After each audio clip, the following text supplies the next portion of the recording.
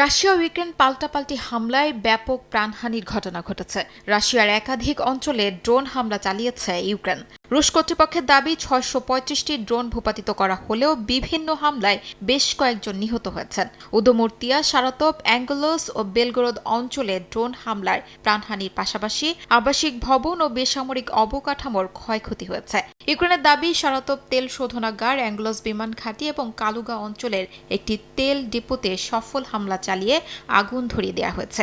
একই সময় মস্কোর কেন্দ্রস্থলে একটি বিস্ফোরণে বহু মানুষ হতাহত হয়েছেন।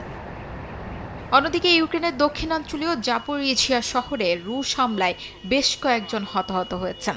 আঞ্চলিক গভর্নরের তথ্য অনুযায়ী ১.৫ ঘণ্টার ব্যবধানে শহরটিতে ৮টি গাইডে বোমা নিক্ষেপ করা হয়। এতে আবাসিক ভবন সহ বিভিন্ন স্থাপনা ক্ষতিগ্রস্ত হয়। ধ্বংসস্তূপ থেকে কয়েকজনকে উদ্ধার করেছেন উদ্ধারকর্মীরা। স্থানীয়দের দাবি, সাম্প্রতিক মাসগুলোতে জাপোরিঝিয়া শহর রুশ বাহিনীর ধারাবাহিক ভারী হামলার অন্যতম লক্ষ্যবস্তু হয়ে উঠছে। AKS অর্জন করল গিনেস ওয়ার্ল্ড রেকর্ডস।